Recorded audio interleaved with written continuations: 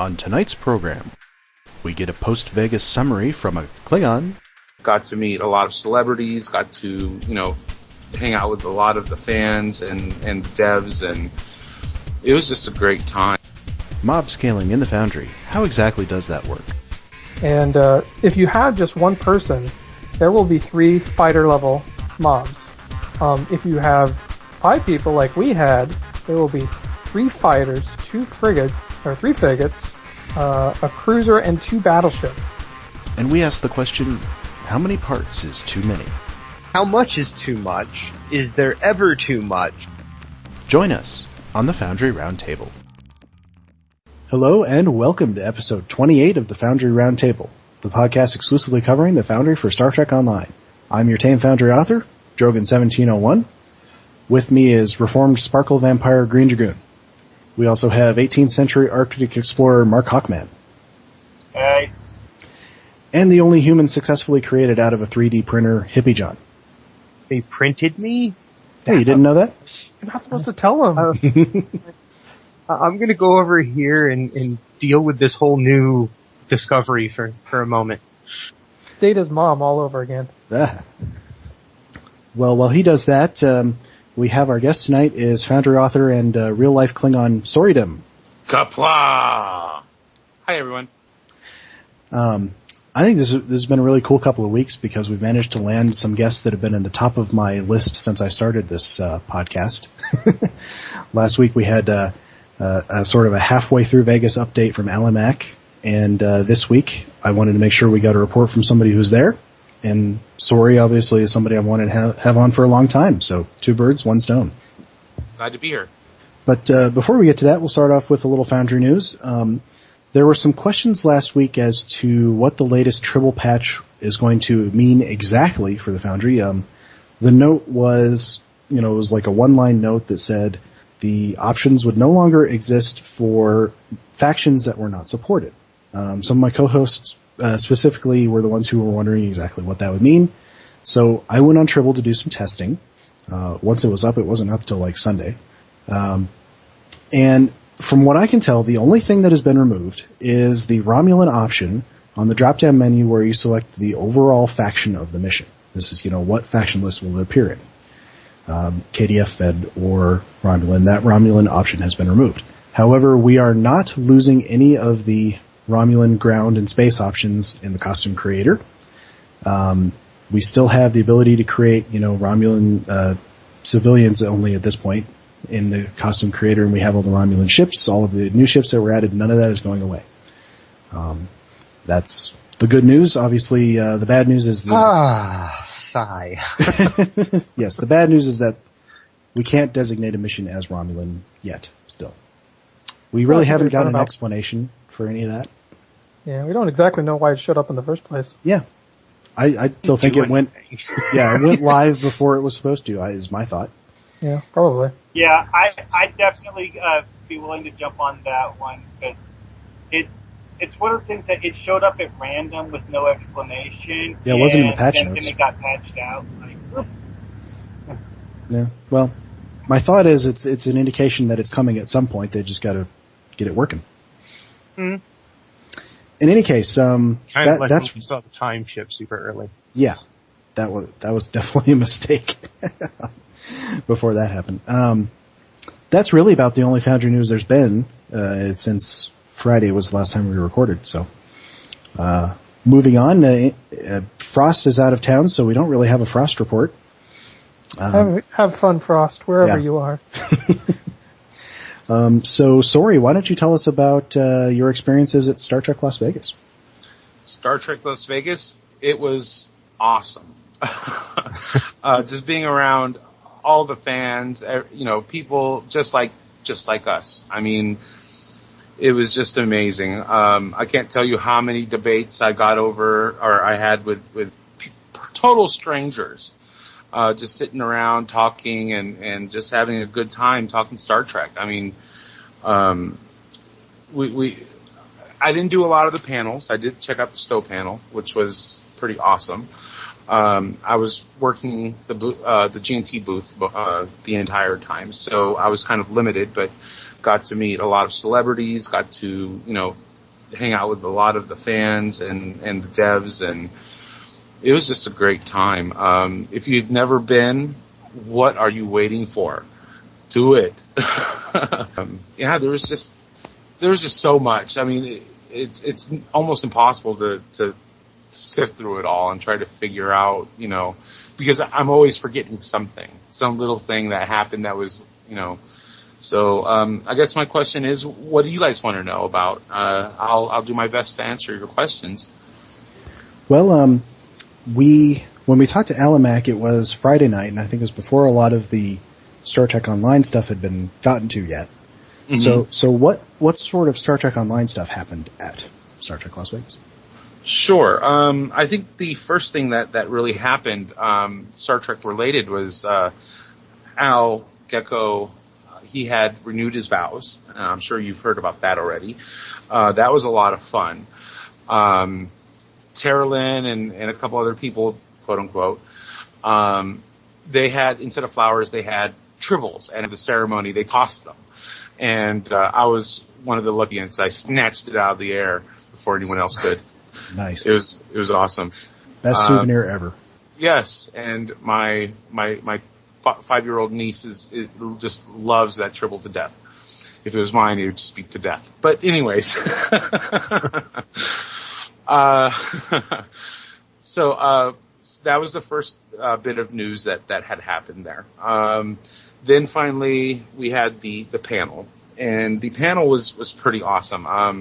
The big news is Voth, Dyson Sphere, and Space, Adventure Zone. I mean, these are all keywords that are jumping into my mind. And then also... That would actually be a question I would have, is some of that stuff that they talked about, like the Voth or the Dyson Sphere, did they have any concept artwork to show, or did they have any, any images of stuff that they're working on to go along with that stuff, or was it just, this is what we're working on right now? No, they had a whole slideshow presentation, and it was just kind of just static images just flipping through automatically. So we didn't actually get to, there was no one there with a clicker, so to speak. Mm-hmm. But, yeah, they had images of the Voth, the various incarnations of their artwork, not anything final. And mm-hmm. there was this 4-legged, almost, I want to say like a Voth pet, included in one of the images, which was pretty awesome. It definitely made a lot of people go, So, so there's, the Voth are going to have some kind of pet or some kind of attack animal, which is kind of dinosaur-like. They did show a lot of the photos or a lot of the artwork for the Voth ziggurats and various, territory control areas. The giant arc or archway type thing, that, from what I understand, is going to be something that different fleets or different, people can different factions can try to take over. And as long as there's people there manning the station, you control it. But as soon as you leave or the team breaks up and disbands, the Voth can take it over again. So that's kind of an interesting idea, something we have not seen in Stowe yet. I'm kind of excited. And they are 20-man missions, so definitely seems interesting. Let's see, there's also, a mention of there's just so much that they talked about. It's just insane. There's going to be some a new Klingon ship, I do believe that I heard them say. Voyager is going to be the next area that they integrate into the game. So that's going to be their next area of inspiration. So there's going to be, for the Voyager fans out there, looks like we may end up in the Delta Quadrant. I don't know, maybe. But it sounds interesting nonetheless. I'm kind of excited. Personally, I would love to see the Vaudoir. I think they would make an awesome villain, but, that's my opinion only, apparently. Well, I agree with you there. They're definitely somebody that I would expect to cause problems. Yeah, definitely. When I first started playing the game, the old sector space, they had all of these shipping lines and whatnot. And I thought that at first, when I first saw it, I thought that those were like subspace corridors. And I expected at any moment for Vaadwaur to drop out of warp or out of subspace and start, attacking these planets. So, maybe in a future update, we can kind of see, kind of like a new type of red alert where, Vaadwaur attack a planet. I think that would be just totally awesome. Someone put out the theory that the ship that we're theoretically going to get as part of this upcoming featured episode was going to be a Vaadwaur. Carrier? We know it's going to be a carrier. We know it's going to be a carrier. No, it's going to be a carrier. Because that was in the interview with some site that he did. Think back to the technology we've seen the Vaadwaur use, because they tended to use small ships a lot. Fighters. Because remember when they tried to take over Vaadwaur Voyager? fighters, yeah. Mm-hmm. They hid those fighters along with them, sort of the squadron that manned them. So yeah, certainly an interesting theory. Well, they did say that on this new space adventure zone, we may be seeing other races from the Delta Quadrant. So who knows what that means? It might mean we might see more Borg. We might see something new and exciting, including the Vaadwaur. Who knows? But I'm kind of pleased. The idea of a space sector zone, or space adventure zone, is certainly an interesting concept. I've been wanting one since Nukara. So, I've really enjoyed those adventure zones where it's sort of it's kind of everybody's together instead of instanced to no more than 5. Yeah. Well, I really think they nailed it with Nimbus. Yeah. Definitely. I only wish we could make those in the Foundry. Even New Romulus, I mean, that was pretty awesome the way that they had set that up as well.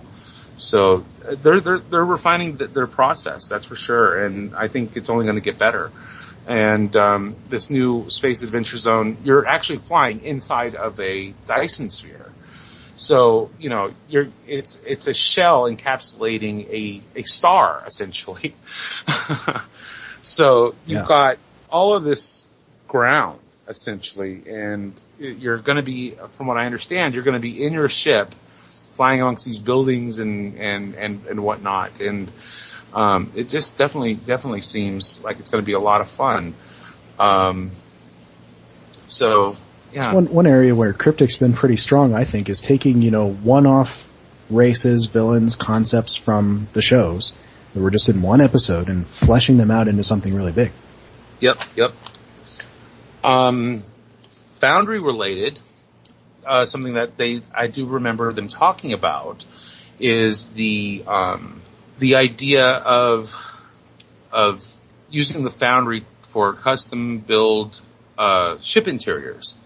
I thought that was kind of an interesting concept. It's not anything new. We've heard talk about it before, but I think I do remember Al or Dan mention that they've got someone looking at it, or looking into it. So I have a careful choice of words. Don't know if that means that they've actually begun work or if they're just trying to see if it's feasible or not.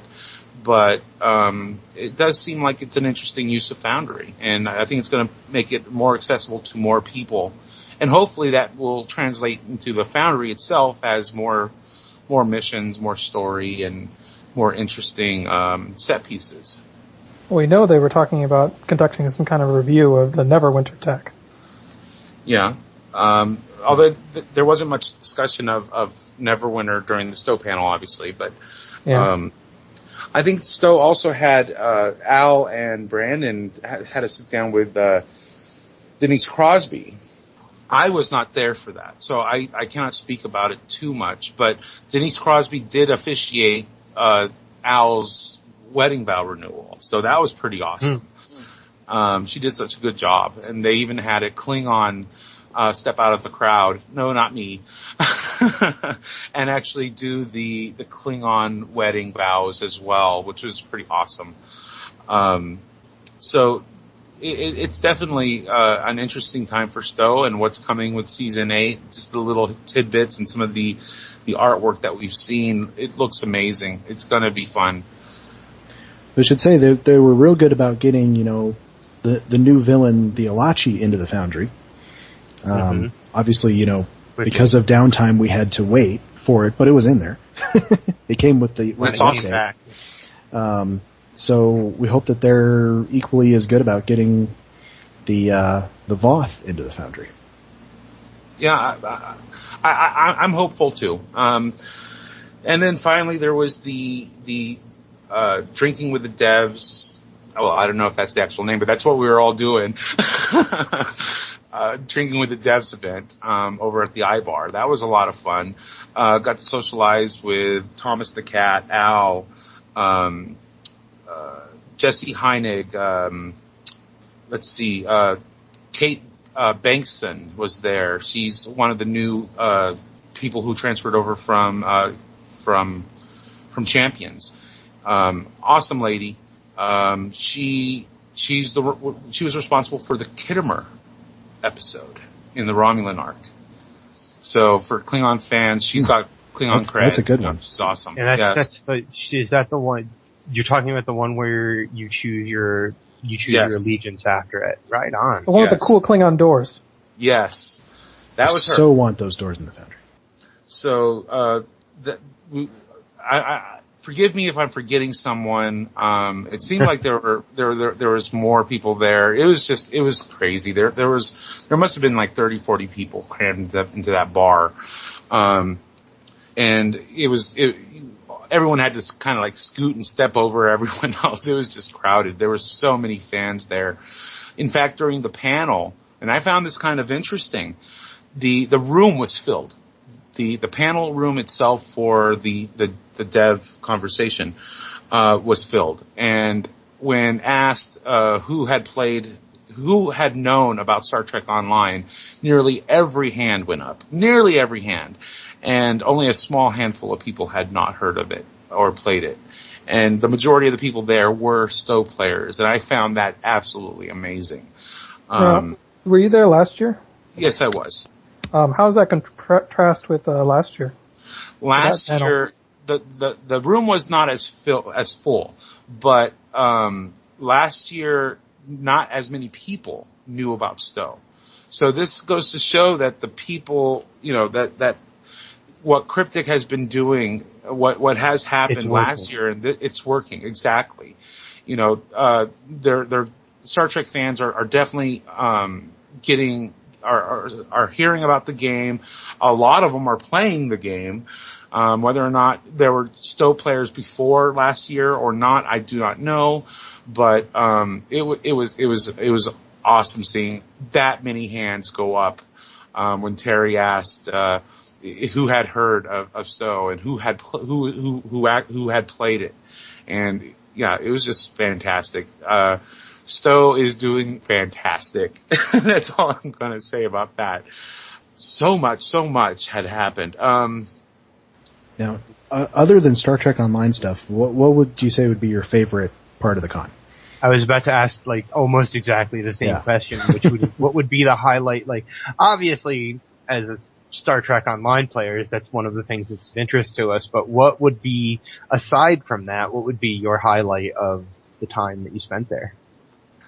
There's so much. I mean, it was just one fun moment after another. I mean, I had gone there to work, but, another reason why I want to go is to meet my friends and make new friends and just meet the people and see the costumes and just, enjoy hanging out with other Trekkies, people that can relate to us and can understand us and not have to deal with all the judgment and things that, if you were to walk up to a person on the street and say, I'm a Star Trek fan, they're just gonna, most of the time you're going to get a funny look, and a lot of the time, yeah. And, I mean, everyone is wearing their Star Trek badge on their sleeve. I mean, it's obvious, and you're surrounded by people who love Star Trek just as much as you do, if not more in some cases, so that is definitely by far the part that I go there for. I mean, I had mentioned earlier on having debates with other Star Trek fans, perfect strangers, people I didn't even know, and, you know, walking out and going, you know what, those are cool people. You know, I hope I see them again next year, you know, because it was great conversation and talking about the thing that we all love, you know. We didn't always agree. Sometimes we did. And, you know, we literally talked about everything. I mean, everything from the new movie to the original series to Voyager to Deep Space Nine. And the opinions varied, and it was all fantastic. So that's really why I go. I remembered, something else I wanted to talk about and bring up, because when I first heard about this, I was upset. The costume contest. They were turning away people in Stowe uniforms. If you had a Stowe uniform, they weren't letting you in to be counted for the Guinness World Record. What? What? That's not good. You know what? Actually, they did. to be counted for the record, I'm kind of okay with that. Actually, because they changed their position. They did change their position once CBS stepped in and said, no. These guys are actually wearing uniforms from a authentic. Yeah, it's an official CBS thing. It is an official CBS thing. That's true. Yeah, so it's never been aired. I guess that's, you know. It hasn't been aired. It's a bit of a gray area, you might say. In the traditional sense. Right, but in the traditional sense, that's true. It's airing on my computer, you know, as we speak. Media. I guess you're right. Yeah. This is new media. Gotta roll with the times. Yeah, this is new media, and this is how people are getting their new entertainment. This is the only Star Trek around right now. It's Stowe. You know, that's where Star Trek stories are coming out of. So it only makes sense to include it. And after some negotiations, they let them in and started counting them. And, cool. The Guinness Book of World Records, it was set. We have a new record. I believe it was 1,085, and the 1,085 was, none other than Miss Jadzia Dax. Right? Yes, Miss Jadzia Dax herself. In a TOS uniform. Yes. I wish I was there to see that. I loved her. So do I. I loved her in Trials and Tribulations.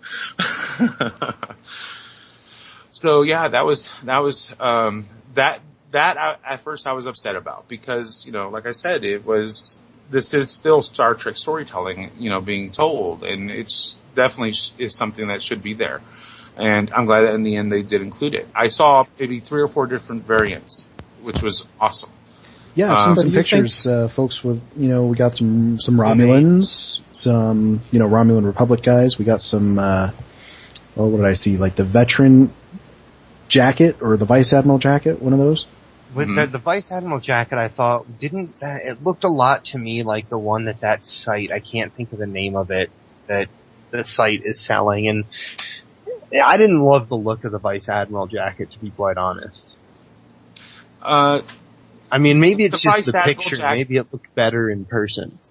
Well, these are uniforms that people are making themselves. You cannot buy them. You cannot get them anywhere else. So either you have to get an existing uniform and modify it, or get a totally, you know, or create it yourselves. And these people. Mine would look so crappy if I tried to do it myself. And these people definitely, you know, they put a lot of time, a lot of heart into recreating a uniform for a game that, you know. So yeah, I was saying to these guys, you know, like, the other day that if I were to go and cosplay as anything, it would probably be one of my Stowe characters. Yeah, right. I'm not big on cosplay myself, but if I did, what's really cool about it is that the only real images for, like, this only exists, when I say it barely exists, I mean it only exists in a digital form. You know, there are no references for this for people to, you know, there's no references, no patterns for them to follow. So that's kind of cool. Yeah. They have to pioneer it. And so, you know, obviously the people that were creating these uniforms, they weren't professionals by any sense of the word. So, but nonetheless, you knew exactly where it was from. You know, I saw a Sierra uniform, I saw a Jupiter uniform, I saw the Vice Admiral uniforms, a couple of them, so, but you look at them and they're just so distinct. You know that they only came from one place. They can't, yeah. I'll tell you what I've always wanted to do is, go to one of these cons and wear it and, make myself a shirt that says Foundry Author on it and see if anybody says anything. Put your good or bad, I don't know. Put your still at handle on it, so they. There you go. You're that person. I love your mission. You're that guy. Cool. So yeah, it was just an amazing experience. And as I said before, if you haven't gone before, do so this next year, or at the very least for the 50th. The 50th is coming up. Let's see, this was 47th, so in 3 years. 3 years. 2016. 2016. So definitely, that one's going to be insane. What is the 2016? 50th anniversary of Star Trek. 50th anniversary. That one's going to be huge.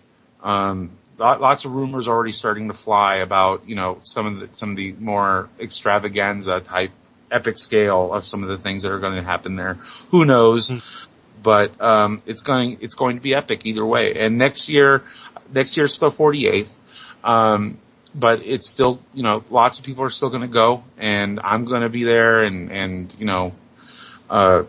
this is something that I don't think I'm ever going to miss on purpose. So yeah, I look forward to seeing all of you next year, and then hopefully a lot of our listeners and fans and the community and more devs and more, fun stuff. I mean, Star Trek is just awesome, and Vegas is like the Mecca, it's the one place you have to go in your lifetime, at least once. So here's a question. Here's a question for you. Have you ever gone to sci-fi cons, like done the con circuit around the area where you live? Like, have you ever, never? Okay. So then we don't have Vegas we don't have anything like that in my area. I live out in the sticks. So yeah, my question would be, I was wondering how, and for any, anyone who listens to our show that may have been at Vegas, how does it compare to other sci-fi cons? Other Star Trek cons even? I'm just wondering. I mean, obviously it's going to be bigger, but. Bigger, I mean, way more guests. I mean, usually smaller cons only have a handful of, people, usually maybe one main actor, and then a couple of, secondaries, and maybe red shirt number 6. Yeah. Yeah, I mean, I've gone to the, Indianapolis one a couple of times, and I think last year they had Garrett Wong, and he was the big one name. Thing I would love to do is like to go up to one of those, cons where they kind of. Yep. I don't know what keeps happening with his. Normally I'm the one that keeps losing. Yeah, normally. Hippiejohn, has anyone ever told you you're a bad influence? Yes, actually. Yeah. Now, one thing, sorry, if you want to, while we're waiting for Mark, if you want to plug, because you guys, you've got an interview that you're working on that will be out soon, if you want to plug that. Yeah. Sure. While we were at the con, G&T Show sat down with, Al Rivera, Jesse Heinig, and Kate Bankston on 3 separate occasions. So we actually have 3 interviews coming out, within the next few weeks, most likely. I'm going to be editing them after the show, but, the Al Rivera interview, I think it ran about an hour, and the others were very short, about 15 minutes, but nonetheless, they were very interesting. I learned a lot, and I think it'll be very informative to the community, so definitely check them out. Great. Well, as soon as Mark gets back, we'll move on to what we've been working on. Actually, we can go ahead and start. Greendragoon, start us off, and we'll add. Well, I have been working on a lot of things, actually. First off, I finally got my trailer for In the Shadow of Midas Part 2 out. So anyone who has been very desperately wanting to get a sneak peek of what's coming up in Part 2, you can go check that out. It's on YouTube, so just search for it and I'm sure you can find it. So the other thing I was working on is I've been getting back into the Foundry after several day stint working on this trailer, and I've actually been building Jeffries tubes, lots of them. In fact, I kind of got like a little network going. And I have to say, I mean, I'm really pleased with how it turned out. Originally, when I designed these things, I only had a couple of quick segments, just kind of for map transitions to kind of show that you went through the Jeffries tubes instead of using the turbo lifts. But I found this one particular segment of hallway that isn't really being utilized much, and so I built this Jeffries tube running through it. And it's really cool because I can have all of these false doorways, so it makes it look like you're kind of navigating a maze, even though there's only one linear path. And there's a couple of junctions and just kind of stuff that leads off to nowhere. So that's been really kind of I've really been getting into the groove with that. Now, how small are you making these things? It's tall enough that you can stand in it. It had to be. I would say you probably have about 1.5 feet clearance above the character's head, at least my character. If you have a really tall character, you'll probably be scraping your head. But yeah, just, it's small enough that it makes it feel claustrophobic, but tall enough that you can stand in it. Sounds good. Cool. Mark, what have you been working on? I haven't really had time to work on much stuff in the Foundry. Yeah, I know how that goes. I have not done a whole lot of work myself, working a little bit in the short term on a Romulan mission, the one that I've been talking about, the one that I showed one of the builds for last week. I've been working on trying to get a big battle together with Romulans and the Borg that you will take part in, and then working on the script for that. And then in the longer term, I've got another project that we've got going. For that, I've started work on a brig. It's going to be actually, you start off in a conference room, which I would like to have windows in. I'm not sure exactly how I'm going to do that, but anyway, we have a few windows that we can use in the Foundry, and we'll see how we can utilize those. I want to make it sort of like the observation lounge on the Enterprise D or E, or possibly like the conference room in Voyager, something like that. Then you go down a hallway and we do the little turbo lift trick where turbo lift in front of you disappears, one appears behind you, the little thing comes on and says, welcome to deck whatever. So it's like you've gone in the turbo lift, but you haven't really left the map. And then you go to a brig and interrogate a prisoner, and then you'll probably have to go to a little computer center, and it's just going to be, a little shipboard build. It shouldn't, I think, be all that difficult as long as I can get those windows how I like them. There's only a couple little assets I think you can really use for windows, which one of them is called windows, but it's a very odd shape.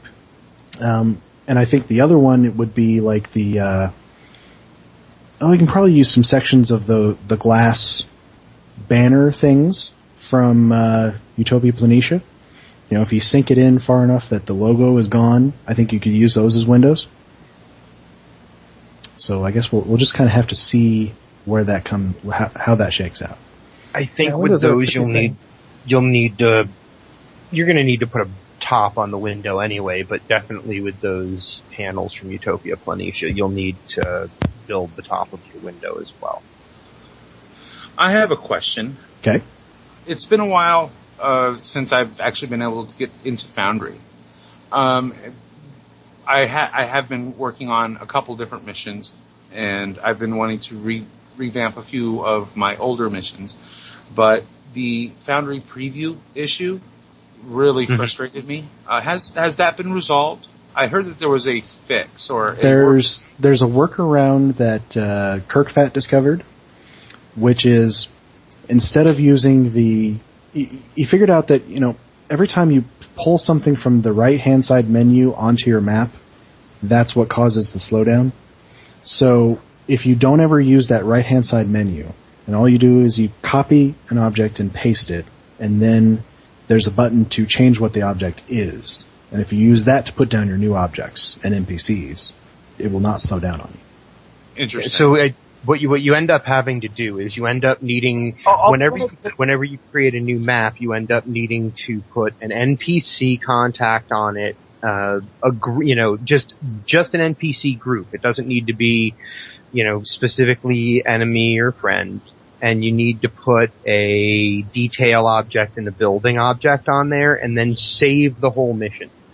Then go back into the Foundry, open up the map, and just close your entire right side, your whole entire right side panel, because then you can just copy and change the detail object into a different detail object, change it all from within that bottom pane, within the bottom panel, all within the details panel for the object or thing. And if you do that, your preview times stay down to like 10 or 20 seconds. Interesting. So it's not a real fix, it's just a workaround. Yeah, it's not a fix, but yeah, it makes the Foundry able to be worked in. Alternatively, you can put things in and then save and exit and reload the project. That would get a little time consuming, but probably no more so than waiting for the load times. Well, I wouldn't recommend doing that often. I do it to put out the basic stuff you want to use quick, and then later you can use the other techniques to fine-tune everything. Yeah, and that's definitely sort of one of the other adaptations that Foundry authors probably should make at this time, is to preview less. I know some of us are put down an object, preview, put down another object, preview, put down another object, rotate it a little bit, preview. Nope, that's wrong. Rotate it a little bit more, preview. That's how I work. Especially when I'm working on custom maps, I have to make sure that the object that I'm working on is perfect before I move on to the next. Exactly. So I'm also one of those authors. So that's what the just make sure that you don't pull anything out of, and by don't pull anything out of that right hand pane, I mean anything. Yeah, that includes reach markers and all of that stuff. Reach markers, on map dialogues, all of that. So what I've been doing is I've been putting in all of the physical objects, testing the map, seeing that all the physical objects work, and then pulling on all of the on-map dialogues, things like that, and closing and reopening the mission. Closing it and saving it, and then reopening it before I test the map again. Because as long as it's... Yeah, what was that? I was going to say, something you can do if you're like me and just kind of habitually go to the right pane is there's a little arrow on the border that you can click, which will actually collapse that pane. That's what I ended up having to do. Mm-hmm. That's what If I hadn't done that, I would still doing it. If I hadn't done that, I would still be pulling stuff every single time I open the Foundry. Okay, it's been so ingrained. Well, I'll have to try that out. Like I said, I've got a couple missions that are in various stages. One of them is it's a simulation of Soriedem's the last day of Soriedem's planet, and that one I've been working on for a long, long time, and it's getting close to being finished, but I need to get it there. And the other major project that I've been working on is a mission featuring the Enterprise F, and something from Enterprise that I thought would make an interesting story. So that's all I'm going to say about that mission right now. That sounds good, though. That does sound cool. Is it the Ghost Ship episode? What was that? Is it the Ghost Ship episode? Ghost Ship episode? No. Well, one of the apparently not. Episodes of Enterprise was one where they encountered this huge ship that's basically piloted by ghosts. Oh, I remember. You mean the one with the wisps? Yeah. Yeah, the wisps. Actually, the Eidolon from my mission are based on the wisps. Cool. No, it has nothing to do with the wisps and their giant ship. It has to do with. I'm going to give a little bit of a spoiler. The repair station. Oh yeah. That's all I'll say. Yeah. Can't wait to play it. Yeah, that sounds cool. Unfinished plot thread is, who the heck built that thing? Well, maybe we'll find out in Sori's mission. Or maybe not. We'll find out. Or maybe not. Could be more questions. Yeah. All right, Hippie, you actually have big news for this section. I wouldn't say it's big news. I published a cartoon that should take people 10 or 15 minutes to play. Although one review I got said the Eepos were too hard to kill. And I was like, well, none of them are kill objectives, so you don't have to kill them, is all I could think. Some people see enemy mobs, they have to kill them. They have to do it. It's compulsion. They have to shoot them. But, I actually published a mission this week. That last week when I said, whenever I say, last week I said, whenever I talk about what it is that I'm working on, something happens. Like, literally the last time I talked about the mission that I was working on before this one was, the next day the Foundry broke on me. I couldn't work on it anymore. And I haven't even really been able to open that mission again because I was, it was one of those, I had some steam, I had some momentum going on it, and then the Foundry broke and I couldn't do anything for over a week and a half before Castmodian, told me, hey, go clean out that folder. I bet it, might work. And then now I can do stuff again. So yeah, I published the Miranda Mayhem cartoon, episode 1. I don't know how to say it other than that. The idea behind the whole thing really kind of came to me when Cryptics told us they were going to give us really brightly colored Corvettes. And I thought to myself, this is something that when you asked us, Rogan, what was the one thing we could bring to the game? If we could bring anything to the game, what would be the one thing we would do? Now, my final answer was a crafting system that's worth a damn. But I also did say originally that the game kind of has this, it feels like I'm watching a cartoon instead of a television show when I play it. And that's okay. I still love it. But I kind of have this feeling like I'm playing an animated series. And in this case, once I saw the Corvettes and how brightly colored they were, I said, I have to make a cartoon out of this. And that's when the idea for the character of Miranda Mayhem and her band, the Mayhems, came to me. And I went, okay, I need to start trying to make 15 to 20 minute Foundry missions that feel like old cartoon shows, like Runner and Wile E. Coyote. Yeah, things like that. Like in this case, my mind went to Josie and the Pussycats from when I was growing up, from when I was a kid, a crazy little rock band that gets in, nutty, wacky adventures. Other people have said Gem and the Holograms, that kind of thing. Now, the old Hanna-Barbera cartoons is really where my mind was going. Speed Buggy, Scooby-Doo, things like that. And so I've written an episode, and I tried to grab some of those cartoony tropes that happen, and I've tried to make it completely as not serious as possible so that people can accept that, hey, this is 10 or 15 minutes where I get to just be kind of goofy and not worry about, saving the universe from the Borg. Instead, I'm going to have to run around and run away from Eepos. Right on. The biggest challenge that I gave myself with it was, and so far everybody who's told me anything about their experience with playing it, it has worked, was to try to make the band of NPCs, the 4 NPCs, the Miranda Mayhem and the Mayhems, to have them fight alongside of you in this cave when you're fighting. When you do kind of have to run, at very least, go through one fight at the back of a cave. And I wanted them to fight alongside of you. And it worked for me every time I tested it.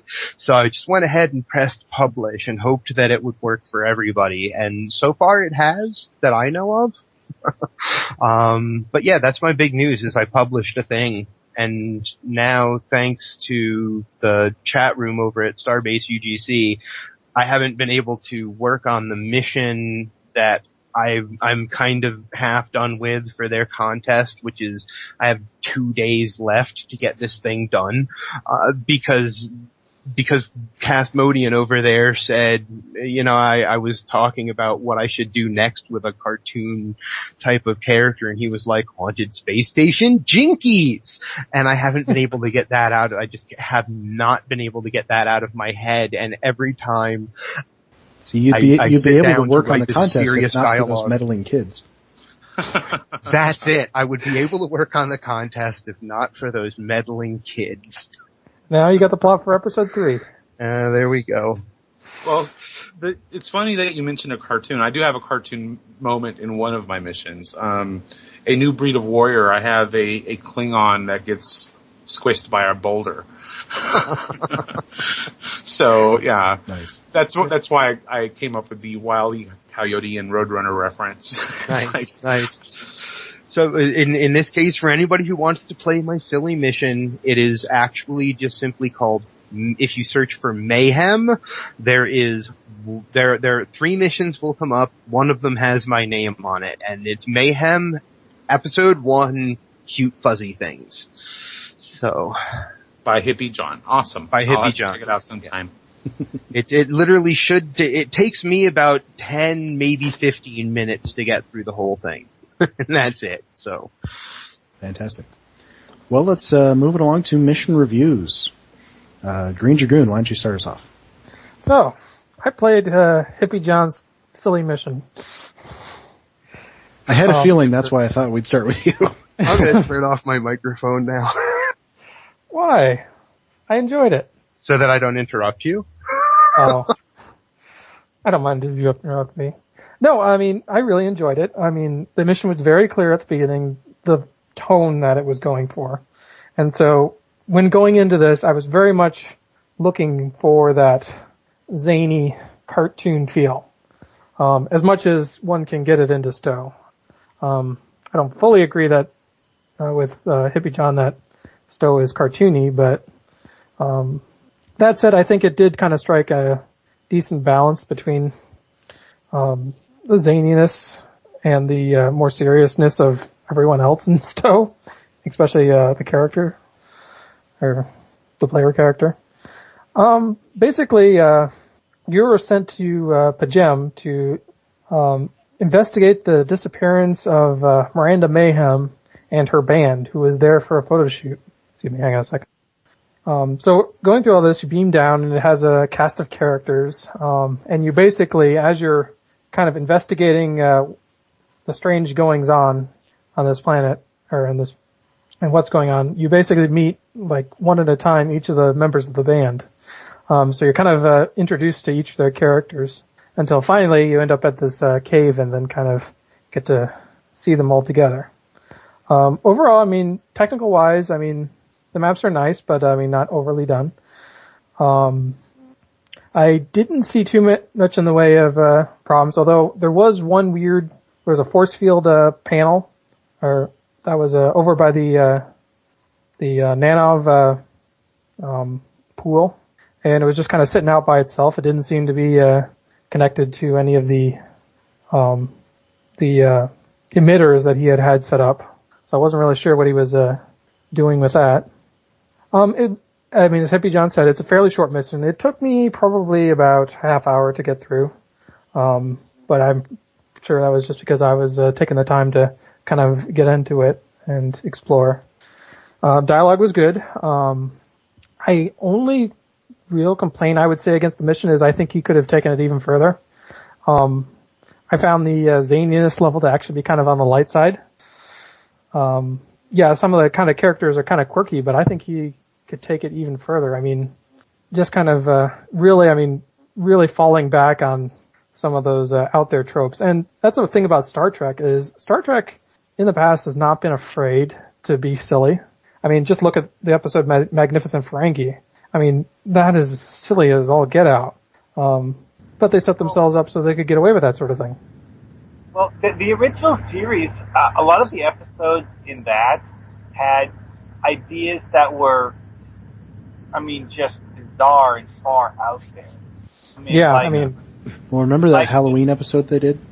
Well, one I'm thinking of is in particular is the one where Kirk flying around the galaxy, and he just happens to find a planet that's an exact copy of Earth.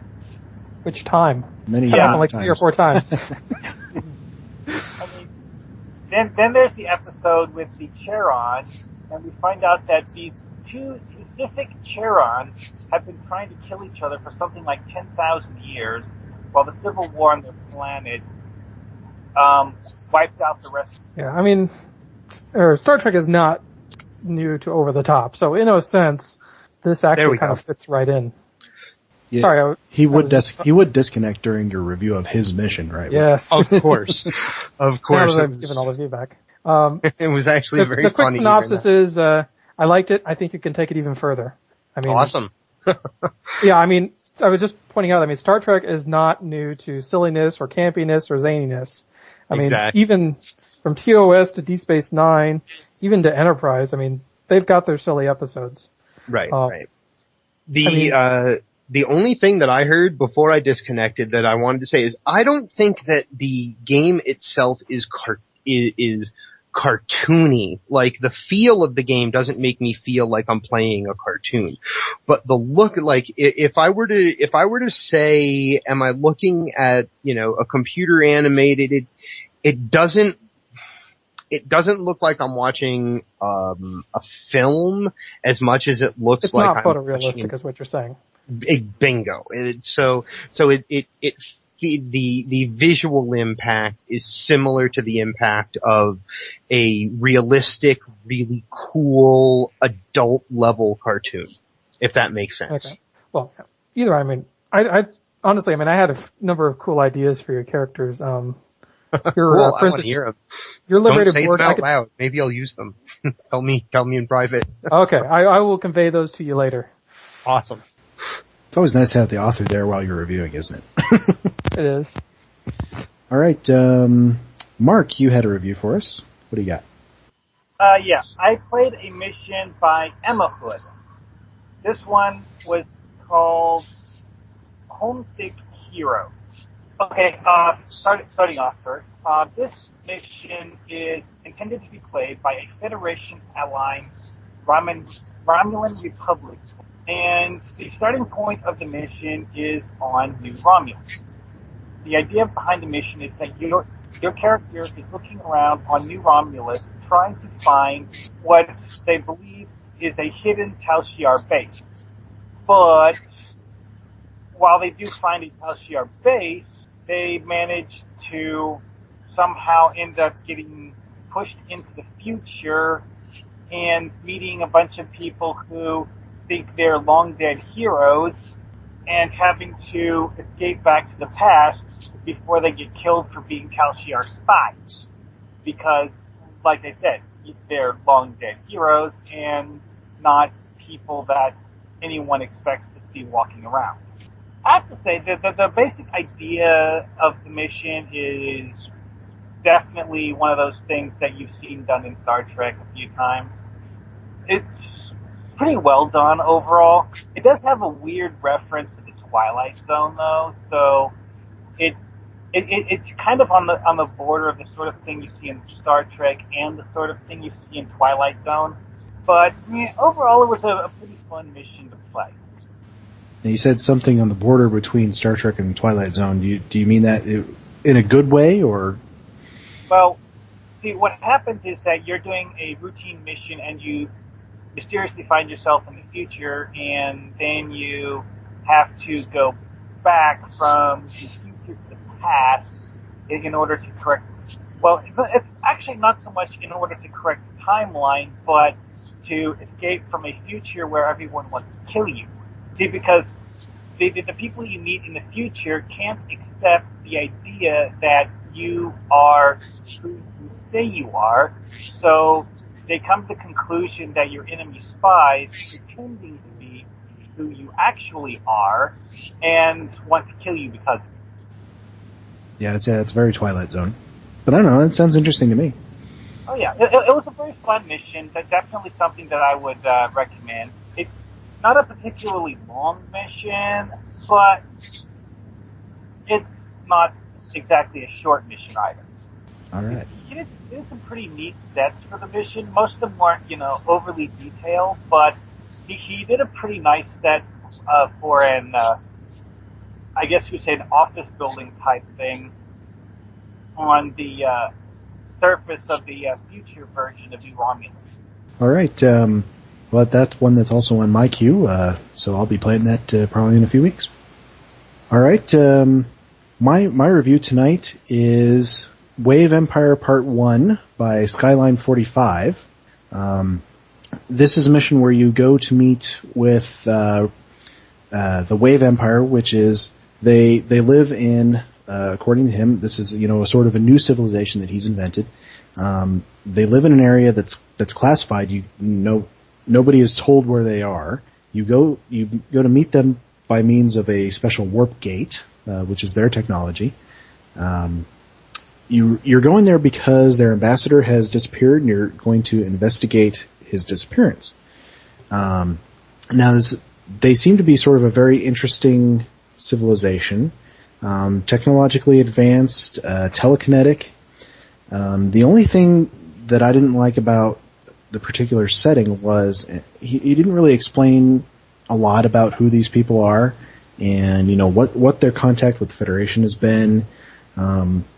There was no mention that there was any of the Waveloids, as they're called, in Starfleet, although one shows up at the end of the mission, a Starfleet Waveloid, who I have to guess is probably this guy's player character, because his last name was Skyline. And anyway, you go through a series of maps investigating the disappearance of this ambassador. You find some evidence, and then this civilization gets attacked by the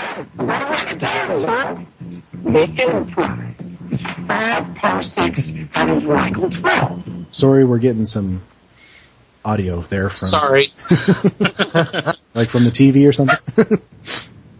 Actually, I came across the link of a video that someone had created from Breaking Bad. Someone actually created the animated version of Badger's Star Trek pie eating story. I couldn't resist clicking on it. My bad. My bad. That's all right. So essentially, as you're investigating, the planet that you're on gets attacked by the Davidians. And you have a lot of Davidians to fight, and then I wasn't really clear why, but there were in space. You go up into space because, as we know, a space battle always follows a ground battle. That's just how it is. You fight Hippiejohn in the space, and I wasn't really clear why, but maybe this is part 1 of a 5-part series, so probably my plot questions would be answered in the remaining parts, so I wouldn't mark them down for that. And maybe as you go along, you find out a lot more about the Waveloids, and I really hope that's the case, for reasons that we'll get into later in our discussion section. Now, as far as map... I might ask a question at the end of your review. Okay. So, one of the things I was going to talk about was map design. He has a really cool city map when you get to the Waveloid homeworld. And he's used a lot of different pieces that are, very recognizable pieces. There's, colony, there's Federation platforms, there's the colony bridges, there's Romulan buildings, but he puts them together in such a way that you really feel like you're somewhere new, like you haven't seen it before. I think it's probably just the combination of all of those, it's the backdrop that he used, it's the big mushrooms that he used. So I really have to compliment him on that. And then he used a science interior and then a Cardassian interior so he's bringing all of these things that we have together, these pieces that we have together, to create a new civilization. It looks a little patchwork in some places, but that's not his fault. That's just, that's what we have to work with. So, one of the things I want to talk about with his maps was we didn't spend a lot of time on each one to begin with. And as I was going through this, I was thinking about, these are nice maps. Why am I only spending a little bit of time on them? However, after the Davidians attack, you go back through each map, fighting Davidians and rescuing Waveloids and some of the Starfleet exchange officers that are there, things like that. So you do end up spending a lot of time on those maps, just not the first time you went through them. I wasn't sure how I felt about that, because as we know, load times are long in the Foundry, so there might be some map transitions he could cut down on in the beginning. Otherwise, I really enjoyed it. It definitely wanted me to play more, it made me want to play more because I wanted to learn more, and I suspect that he'll probably reveal more about these people because they seem to be a little bit isolationists. So they're probably not into revealing more about themselves, but maybe you learn more as you go along. So, that's what you want out of part 1, if it leaves you at a place where you want to play the rest of it. So, Hippie, what was your question? Just if that's the end of your review, my question I think leads me to a discussion topic. All right. Or something that I'd love to hear the opinions of everybody else on the call. You said, this is a part 1.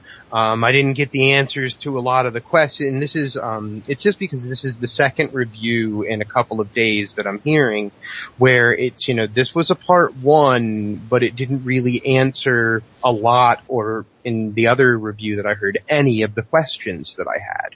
So, and I heard you say, as a part 1, I wouldn't mark it down for not answering those questions, that I would expect those answers to come in part 2.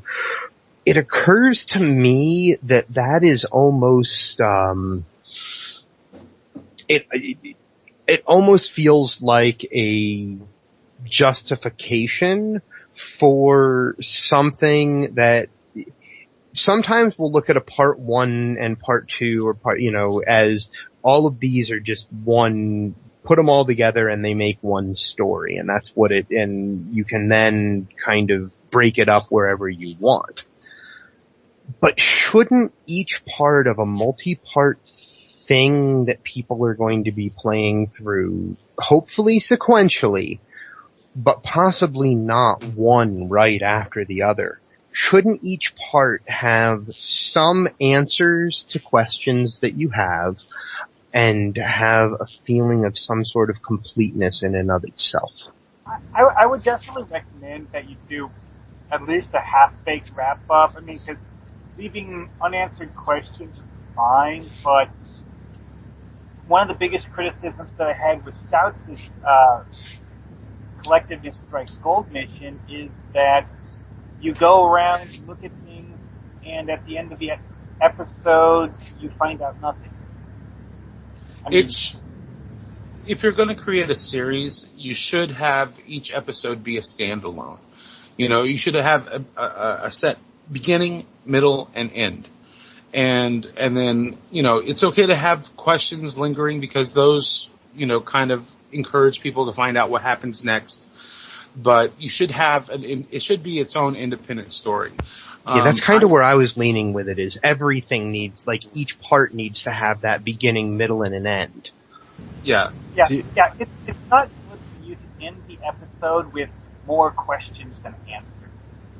So, I think one of the mistakes that people kind of make is, the difference between a first part and an independent episode, as far as the storytelling dramatic arc goes, is only the conclusion. In a first part, they still need a rising action, a climax, a falling action, a denouement. Yep. The only difference is that there's a certain hanging that's left at the end of the conclusion. There still needs to be a flow through the story that is complete. Now, obviously, you need to leave certain questions unanswered, mostly as a draw. But at the same token, one of the big purposes of a part 1 is to basically establish the rules. So by the end of part 1, the viewer or player needs to understand what are the rules of this story. Yeah, who are the players? What is the setting, and what are the rules of the story? Who are the players? What is the setting, and how does this setting work? Mm-hmm. Yeah. When I created my Unholy Alliances, and I'll be using that as a reference, when I created my part 1 there, what I had done was part 1 is called Slave Action, and it's the point, or when I created the mission, I wanted a slave auction. So what I did was I centered the mission around that specific event. At the end of the mission, the player ends up downloading a database and pursuing a escaping vessel, and the vessel gets away. So again, it kind of it completes a story, the slave auction. It sets up or it gives players some information to play with. That way, if they come back within an hour, or if they come back in a week or a month, they've got some information that's new to them when they first start part 2, based on what they collected at the end. And then, obviously, you're tracking down, in my case, you're tracking down this escaped vessel. In part 2, it picks up basically right there. You've had time to analyze the data, so you have a general idea now of where to go, and so you continue your search, and then again, it kind of ends in that same kind of setup where you're given information that you don't get to unlock right now. You'll find out what you've unlocked in the beginning of the 3rd episode, and which sets up what's going to happen next. And then during the course of that episode, hopefully you'll get all the answers that you need. And then at the end of the 3rd episode, in my case, it's a 3-part series. At the end of the episode, everything ties together, nice new bow, and and everything's ready to go. And for me, that's worked. But of course, your mileage will vary based on what you're trying to do. But again, each story should be its own independent thing, have something to kind of lead up and lead into, and like I said, I set it up to where the player was given information that they don't unlock until after they start the next mission. Right on. I always sort of look at the the first three Star Wars and the Matrix series are sort of like this, where you have the first episode is very self-contained. I mean, there's sequel hooks, but there's a definite beginning, middle, and end, and it could stand on its own if no more were made. But it does, but it still fits with the others when those were made. And the second and third installments in both of those series are very much like a two-parter of Star Trek, where everything in the first part is set up and everything in the second part is payoff. So, I mean, you can do things like that, where the introduction is very self-contained, setting up the world, setting up the players. This is Darth Vader, he's our villain, these are our heroes, and that carries on to the rest of it. Or you can go the other way around, where, the first part is all set up and no payoff. I don't think people are going to like your first part as much, but they might like your next parts just the same. Well, I mean, you gotta be careful. I mean, if it's risky. It's risky going. It is risky going that route. Yeah. Because if they don't like your first part, they may not play your second part. Yeah, you definitely. That's something you have to be conscious of, is make your first part good enough that they'll want to play the rest. I know when I did my part 1, despite it being a big old cliffhanger and leaving all these questions, by the end of part 1, the most massive cliffhanger ever. By the end of part 1, they've already answered. The initial question was, what happened to the 2 ships? You know who the villain is. What I basically left out was the final confrontation. But I mean, you already kind of established I've already kind of established what the rules are of the story. No, I did something similar in my 5-part series. Is part 1 was all about finding out who the players are in in the big conspiracy that's going on. But it had action at the end, and it had rising action, it had the climax and falling action all within that first part, and then I tried to make each part have that, but fit into the overarching story. The first thing I thought of when you were talking about like a series thing and doing setup is Pirates of the Caribbean. The first movie, they spent most of their time setting up the basic framework for the world that the people live in and how things go and whatnot. Then, I mean, also that they introduced everybody to all of the characters and stuff like that. And then in the later movies, they introduced people to the new stuff, and while they might talk about the old stuff when it's necessary as part of the plot, they tended to not talk about it all that much. But Yeah. at the beginning of each of the movies, though, they do a the whole, they go back over and do the whole setup thing. It's like, this is who this guy is, this is who that guy is, and oh look, here's this new person that we haven't met before. Well, that's a good question. Is, you know, in your, okay, say you've got your part 1, you introduce everybody, so you start part 2. How much of a recap should you give? What do you guys think? I'm personally planning on doing a last time on in my Foundry mission. I mean, So dialogue at the beginning says last time on. yeah, basically it runs through the entire, Yeah. it hits all the highlights of part 1. Just for I anyone don't think who, it needs to, you don't need to run through every specific detail that happened, but you do need to run through, anything, all those times that you see a last time on this show. What they're usually doing is showing you what it was in the last episode that you need to remember that is going to be affected by the things that is affecting the things that are happening in the episode you're about to see. Yeah, it's need to know information. What I've done with, like, for part 2 and I believe for part 3, I give a quick synopsis in my opening dialogue, or not the opening dialogue, but the mission description. I'll do like a quick run through of what the player should know, and in my case, you know, it's like, okay, you've rescued this person from the slave auction, and you've downloaded their database, and then but the ship that you were pursuing escaped. So now it's time to, you know, you've had time to analyze the data, so now your officers are going to report back, and that's what the first dialogue is actually the mission taking off from there. So in my case, what was obtained and at the end of the last episode is actually the first dialogue. You know, that analysis is actually the first dialogue of the actual mission, if I remember correctly. It's been a while since I worked on it. Yeah, I think you need to reveal anything that is need to know for the episode they're about to play, just in case it's been a while since they played the last one. something to keep in mind, I mean, because we're specifically talking about the Foundry, is that this doesn't necessarily have to be like a pop-up that just gives you what you need to know. I mean, it's possible to work this kind of thing into the story, into like dialogue and whatnot. Which, as I recall, you have done a little in your part 2, Greendragoon. You had something interesting. I can't remember exactly how it worked.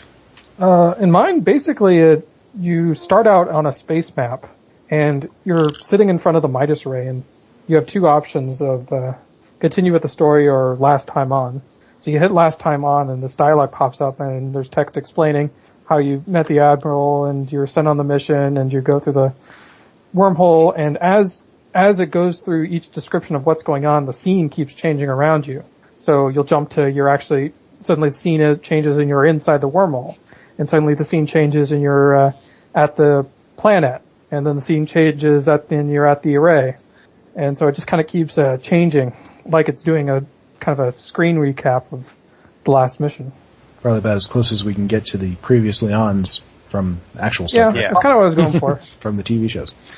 Well, in one of my missions, I wrote it as a follow-up to an episode of Star Trek The Animated Series. And I know that not a lot of people are actually all that familiar with the animated series, so I had to put in something to explain what it is that is going on, simply because I know that people probably aren't going to get it if all I do is talk about what happened. Yeah, that's a very good point. That's something that I run into being a journalist is whenever I write a story, I can't assume that anybody's read, that anybody has any experience in the subject of the article. So I have to write it for somebody who's, I have to write a city council story for somebody who's never been to a city council meeting. So, you have to write your Foundry mission for someone who's never seen Star Trek. Then it's very difficult. And you say you don't have to, but I would advise it, don't assume that anybody's seen the episode that you're referencing. That's so true. explain it enough that they there can are get it. Hundreds of episodes. Yeah. Absolutely. Especially like Mark was saying with the animated series. I've never seen the animated series, so. Well, I mean, for instance, with we were playing Just the Sciences mission, and none of us had ever remembered what USPA was. Yeah. I mean, and it's mentioned multiple times in canon. That's awesome.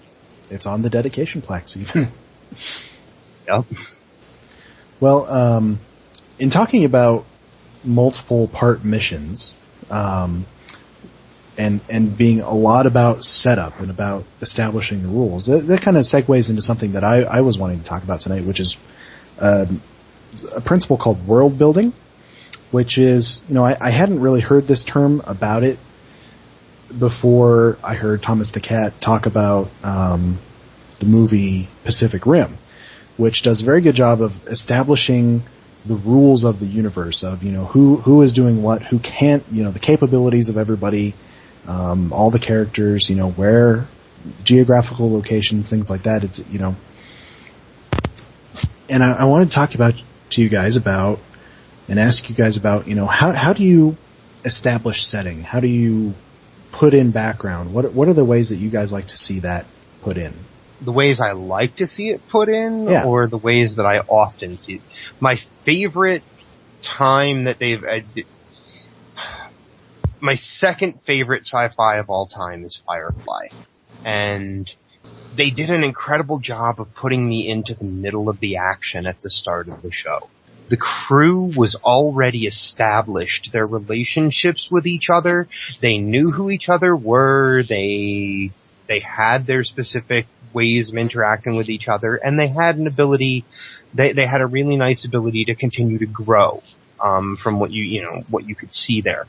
But we didn't know how they had gotten to know each other. So I'm often okay with the idea of being dropped in the middle of the action with characters that already kind of have an established relationship or a connection in some way, so long as somewhere pretty quickly in the story, through conversation or even through a flashback, you're going to show me how it is that these characters know each other. And that's really what it is for me. That's my favorite way that it's done, is show me how they're already interacting with each other and then show me how they got to that point. That's always my favorite way. So how would you do that in the Foundry? How can you do a flashback in the Foundry? I think I did a sort of flashback in my first mission, Unholy Alliances 1, by having the player come across a pad hidden somewhere on the station, and through the pad, kind of, sort of, through an NPC's own words, kind of describe some of the previous events, and having the player kind of like explore that through the NPC's own words, without having to actually be told, in a sense. Maybe by doing something similar to what you just said there in, what if you were to, I just thought of what I did at the end of the cartoon mission. I very much want the ability to put the player in a place where they're just observing what happens like they're not really there. Because, in a cartoon you jump around, in a television show you jump around, and the main character, the viewer might know something that the main character doesn't. So I wanted to try to make that happen, and by doing that same sort of thing, by like putting the, if you really need to show them, because show don't tell is always more powerful, right?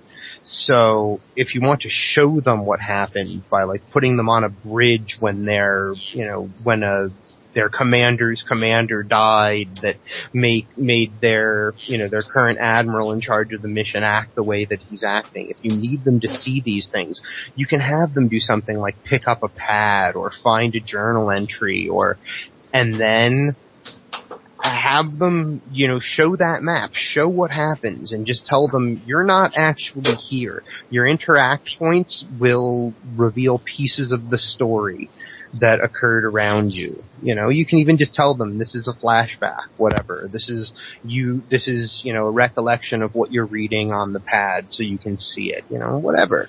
But you can do things like that. You can even have, like one of the characters sort of guide you through that. Mm-hmm. Have one of the characters explain to you what you're seeing, you know, say you're in my memory, you're seeing this. You know, if there's a plot reason for you to be in somebody's memory. I recall an episode that Baz did. It's called Memory Lane, where you use a one of the Bajoran orbs to go back through this guy's memories of the Bajoran occupation. And he's there with you the whole way, sort of explaining what you see. Which you could do as, you know, a smaller thing within a mission if you wanted. I did something similar, or I'm doing something similar in my current mission, or one of the missions that I've been working on. The holodeck recreation of The Last Days of Tobaris. The Last Days of Tobaris is the title of the mission. What it is it's a holodeck program, and when you first load up the program, you meet Soriedem in a room, and after talking to him and getting like kind of like the rules of the world set up, as you're going about, he periodically pops back in as dialogue and revealing little bits of story about the people you're encountering, or about the certain events or certain places that you're visiting as you're traveling through this map. You're able to speak to people, and they're able to kind of you know, explain what's happening or whatnot. But I also use a combination of kind of like this narrator in this particular mission to kind of sort of provide additional information that the player, you know, isn't privy to through the NPCs that are out and about. So it's just another way of kind of establishing this world and what happened to it. What it sort of reminds me of is Harry Potter, which, if you think about it, throughout the entire book series, there's only, I don't know, like 4 or 5 chapters out of the entire 7-book series where you're not from the point of view of Harry. And the author uses this thing where you can look into people's memories as a story device to to show rather than tell about things that he was not privy to when he wasn't even born yet. So yeah, that's kind of like how you might see the Foundry is, you know, you always have to tell it from the player's perspective, but you can use some devices to show them things that they otherwise would not be privy to. Mm-hmm. It's, you know what it is? It's creativity. It's the answer to that question for me is, there's probably a dozen ways that we're not even thinking of to show a flashback or to show things that someone's not privy to. And it's how creative someone can be with their storytelling around it. Absolutely. I know of at least one mission I've played where you actually ended up acting out a flashback from the point of view of the people who were there. See, that's another cool way. You take on the role, like you're still seeing your own tune, but you're taking on the role of someone who is experienced, you know, who is there. I mean, come on, we have a holodeck. I mean, that's one of the things that's a story conceit we can throw out there. Oh yeah. We have a holodeck. I think, I think, we got the Q Continuum. Yeah, I remember Kirkvat making extensive use of the holodeck in some of his missions, and then I've made ones that are entirely holodeck programs, where I say right up front that says you are taking on the role of Kang, Kor, and Koloth in these missions. So, I mean, as long as the author is very, very upfront about this is what I'm doing, you know, this is who you are playing as at this moment, I'm totally cool with that. I agree. As long as you that's part of it is knowing what you're getting into. You got to be very, in a big way, very blatant with the player about, you know, this is what's happening, this is what you're witnessing, and this is how you are witnessing it. Otherwise, people could just run right over your explanation, and suddenly I'm someone else. Wait a minute, when did this happen? I'm confused. Yep. You always want to avoid the I'm confused bit. Yes. Which is not easy to do all the time, I gotta say. And of course the other thing I wanted to mention is there's always the traditional method of, putting something in like, a library computer system. We have in Star Trek, like, when Kirk he's in the mirror universe, he goes to the computer and asks about the history of the mirror universe and gets that info that way. We can do that. What I would advise people to do is make it optional so that people can read it if they want to and skip it if they want to. Yep. And, make it interesting as well. Make it good writing. Don't just spout off a bunch of things in a big wall of text. Make it good writing. So I don't know, anybody else got, discussion topics? Discussion topics? Well, I've got the usual. Yeah, what's our tech topic? So this one, is actually a topic after we were kind of discussing in the thread about, after reviewing, is a science's mission about determining, or how scaling works for mobs in the Foundry. So I thought this would be a great technical topic, to kind of, open it up. So I think I'll start it off by opening it up. How does having a group of people versus just having a solo person affect, enemy groups in the Foundry? Well, wow, it affects them really harshly, apparently. Yeah, we absolutely got destroyed on space. It turns fighters into battleships. And we should mention there is a list at Starbase UGC of how they scale up. Yeah, how they scale up. Because of course in space, more ships spawn as you have a bigger group size. And different ships spawn as the group size changes. Mm-hmm. And on ground, you can get a battleship out of a fight. Yeah. Ground does not change. Ground, everything will always spawn. What they do on ground is, the mobs are stronger, they hit harder, they have more hit points, things like that. The mobs themselves, what you have out there scales up. Are you sure about that? Yeah. I think so, yeah. Because, I thought they stay the same just because, whether you're alone or you have a group, there's always 5 people. Yeah, the number of mobs doesn't change. The number doesn't change. They're tough. Their relative strength changes, I think. I was thinking that I would do stuff like upgrading the ensign to lieutenants or something, but I'm probably wrong about that. It's one of the things that it would make sense, but I don't know. It would be interesting to test, and I don't know if anyone's tested this, but that's what I think happens anyway, is that they're a bit stronger. There's no more of them, but they're stronger. And maybe we should test that.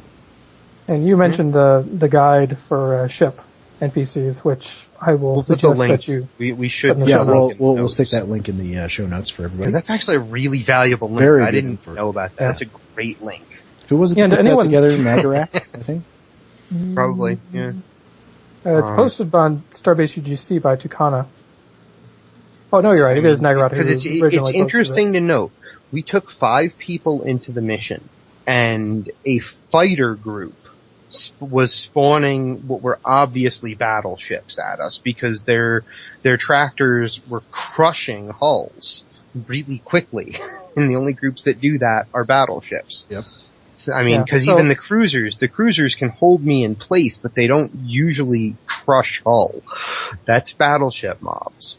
Yeah, just going through this, for instance, we were probably facing up against Fighter Group 1, which is like one of the weakest groups. And if you have just one person, there will be 3 fighter level mobs. If you have 5 people like we had, there will be 3 fighters, 3 frigates, a cruiser, and 2 battleships will spawn. So that is how much it changes based on group. That's awesome. But realistically, how many of us design a Foundry mission with group play in mind? Probably none. Realistically, none. Unless you're making it for your fleet or something. Yeah. But realistically, a bunch of them are going to be running together. Even just trying to keep it in mind as you're building a mission is really handy. My mission is designed for solo play. If people aren't in the right places when triggers are activated, it can trap people and stuff like that. No way, really? But which we saw evidence of when we were playtesting it for you. Yeah. Even still, I'll try everything I can to try and keep make it possible for groups to at least get through it. And it really helps because knowing which group will spawn what, or which NPC equates to which type of mob. Because I mean, even if you're using fighters, there are battleships that can theoretically spawn if the group is right. One quick note I want to make is the guide will have numbers listed. It'll show all of the possible NPCs, like 1 through 10. And if you look at the in the Foundry in your asset list, there will be a number next to each asset. There'll be some number like 1,374. Pick the lowest number. That is 1. The next lowest number is number 2. The next lowest number after that, number 3, and so on and so forth. And then you can use that and then combine it with this guide, and it'll show you exactly which of those mobs will spawn if the group is X size. Awesome. And so it's really handy for not only identifying what types of mobs each NPC is in a group, but kind of planning out how you want to. So for instance, if you're fighting a battleship and you've got this rogue galaxy that you want to fight, you can then turn around and kind of hedge things and maybe have a couple of Prometheus ships set up to back it up if the group size is largest. You don't have to really address it in the story, but just kind of plan for that possibility. Now, one thing that springs to my mind, you're talking about group play and missions, is people were talking, there's been some threads that have popped up over the years that people were asking, how can I build for groups? How can I create objectives that have to be done in a team? And, there were some things that people suggested, and this is a long time ago, so I can only remember the one that I think I suggested, which was, you can put, to progress in a mission, say to open a door at the, in the middle of the map that you have to open to progress through the mission. You could do a thing where you have to send 2 guys off to hit different switches, and you close doors after them so that, you go into a room and click one switch, but you can't get out of that room until you clicked the second switch. So you have to send a teammate to click that second switch. Things like that.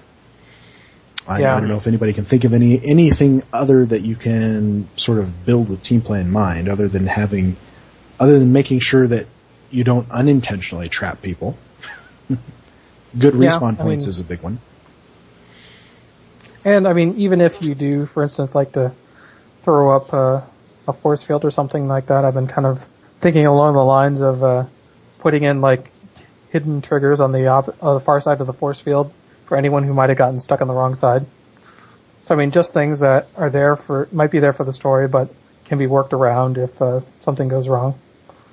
Oh, this isn't related to group size, but keep in mind when you do those sort of things that if the player stops and then restarts the mission, they'll have to go through every map where it'll be in a completed state, but they still have to get to the wherever the exit object is, if it isn't the entire map. And if there are blocks in the way, that can break your mission. It can break your mission if you don't set the exit to exit from whole map. Yeah. Which I personally, I would advise always setting the exit to go from whole map. Yeah. Rather than the specific object that's the last thing you interact with. I don't know. And that's done in the map transition. You can do it if there are no obstructions to getting to the end. Yeah. You gotta be conscious of obstructions. It would be really nice if Cryptic ever managed to actually fix that one, because that bug has been around since the beginning of the Foundry. It's probably more of an unintentional design thing than necessarily a bug.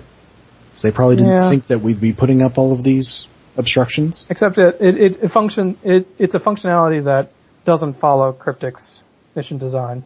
It's not how Cryptic you mean the, having to repeat every map in a completed state in general. That is what I was considering. Yes. About. It would be nice if that was different, if it just plopped you down in the exact same part where you left off. But I don't know if that's technically possible. With how the I assume it's possible. Cryptic maps do it. But our maps are not the same as Cryptic maps. No, they work differently. No dev has come out and said this is impossible. Well, and as we know, until that happens, you won't accept it either. And as we know, when computer programmers say impossible, what they really mean is don't bother me with that right now.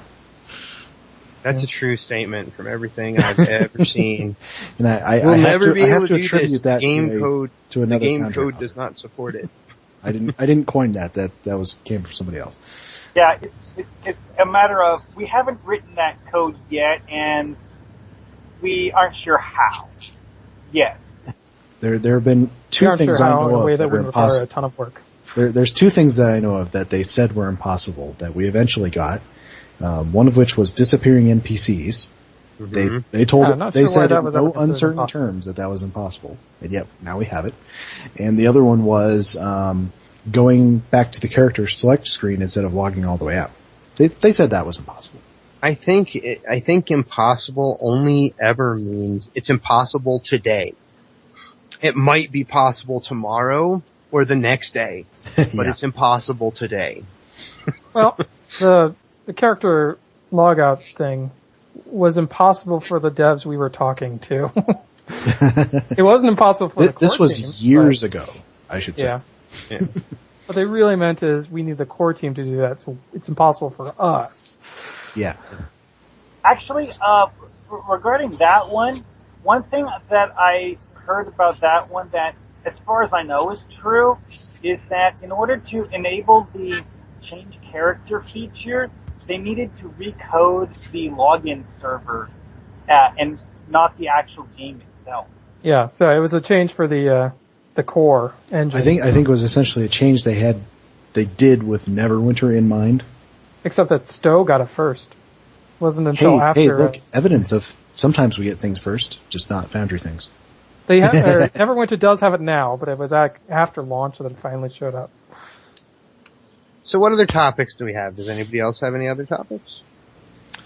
I don't at the moment. Mark, you got anything? What did you guys think of the?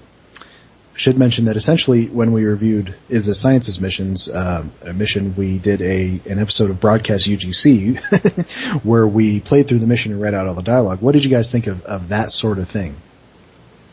That was fun. I'd like, yeah, it's fun, but I'd like it more if it didn't take quite so long. It does take you a bit longer than doing the mission on your own, I gotta say. Yeah. I don't know. I mean, I enjoy playing the game with people, and that's essentially what we were doing. Oh yeah, that was definitely a lot of fun. I know I had some technical difficulties in finding a good format to export it as, but I finally found one. It was still 1 gigabyte big, but Well, until electrics. I think that if, as an author, I would find it valuable to watch someone do that, but I don't know that, I saw Is This Science's response, which raised an interesting question, and he wondered if he was thankful, but wondered if that was the best way to do a review, because now anybody who watches that has seen his whole mission. Why do they need to go play it? Which is an interesting point to bring up. But I think it's a really interesting tool for authors to watch someone play through your mission. Because, like Is the Science said in the thread, he watched us take a vote and wonder about what was really just a disguised non-choice, whereas where he actually tried to put choices in, we just kind of flew right through them. So it was for me, I think it's valuable for the author to see the way that someone else plays the mission that you designed, not the way that you play it. Which is always valuable. Yeah, so, but I wonder if there is any kind of bad side to it, in that anybody who sees that review it's like will have seen the whole mission. To play the mission now. Yeah, because they've seen the whole thing. Yeah, certainly possible. How did Broadcast UGC kind of answer that question? Because I'm sure this is something they had to deal with. I have no idea. We would have to ask them. We'd have to ask the Baz man. Sorry, did you ever go on the old Broadcast UGC? I have made an appearance or two on there, I do believe. So did I. I think it's a lot of fun from my perspective as a player to do that. Yeah, it was super fun to be a player doing that. I know it was fun seeing them play through my missions. One of which they found a horrible bug. Yeah, we were playing through one of my missions, and I ended up being the only one in the group actually stuck in the floor in an object. So everyone else was able to get through the mission or through that map, and I was stuck in one place the whole time. So, as you can imagine, that was a little bit annoying. But again, the mission wasn't made for a team of 5, and seeing that perspective really made me think about a few things. And when I finally get around to revising that mission, I will. I think it was Come Babel or High Water. So when I do get around to revamping that mission, I'm going to keep that in mind. The room where we all spawn into is too small for groups of 5. So I will say that valuable when I for. was, Go ahead. I would say when I was first working in the Foundry, so I was still relatively new and I didn't really interact with anyone. I watched through lots and lots and lots of broadcast UGC episodes while I was working in the Foundry, and I always found it like an inspirational thing just to kind of have going while I was building. Just because you could go through so many missions that I just didn't have time to both play through and be working in the Foundry at the same time. By the same token, well, now there's a neat point. Like, I'd love to be playing a mission, but I also want to be making a mission. That's a good point. It's a service. It's a service for those people who don't have time to go play the mission on their own. Not to mention it's an advertising tool for the Foundry itself. It is. That's for sure. And in fairness, there are missions that I watched on Broadcast UGC and then later on went back and actually played. Yeah. So I remember watching Zorbane's Great Escape on Broadcast UGC and then later on going through it and playing it and kind of seeing how my own character reacted to it. And they kind of made a point to not explore like extra dialogue. They would only stick to the main story, so they wouldn't explore any extraneous dialogue. Saying that if you really want to get into it, you have to go play it. Maybe that's what we should have done. Although there were some times there where you couldn't tell which was actual which was story progression dialogue and which was optional from that mission. But all missions are not created the same. That was a lot of us trying to figure out what we were doing. But so there's some we'll good things and some bad things, and I said on the forums today that when we were done, we all said let's do this again sometime. Probably not weekly or anything like that, but no, I'd definitely be up for doing it again. I would definitely give it another try. I'd give another run to it. So it was fun. It was definitely fun. We'll find a mission that won't take us 2 hours. Oh goodness, yeah. As long as we don't try to do it on a Wednesday night. Yeah. Right. All right. Well, but I would also like to hear from people on the forum thread. Yeah, whether they liked it. They think. Yeah. In general, here's something for the community to comment on. Because we were talking a lot about multi-part series and such this week. How big is too big? Like, I've seen series out there where they're on like there are 16 or 19 parts of this. If I want to get into this author's stuff, like, I've got to get through 16 to 19 parts to get how much is too much? When does the beginning, middle, and an end of a story actually come to an end? That also goes back in what we were discussing earlier about how to set up the story with recapping what happened before. Yeah, recapping what happened before and such. But still, when you look in the mission thing and see 16 parts, you go, oh my god. Yeah, you go, oh yeah. Some people are cool with that, and some people probably not. Yeah, some people love it, some people, not so much. So my question is, how much is too much? Is there ever too much? Talk about that. Talk about multi-part series for us. I'd like to hear what more than just the people that I'm on the podcast with have to think about things, for darn sure. Absolutely. So we'll leave you with that question. How much is too much? And I think we'll say goodnight at this point, everybody. Good night. Oh, Nice. that was what our community question was the tribal knowledge thread. Yeah, which we've started, by the way. Okay. Yes. So everybody post your tribal knowledge in Mark's thread. Which, thank you, Mark, for setting that up. Qapla! You're welcome. Qapla. Good night, everybody. Qapla! Good night. Good night.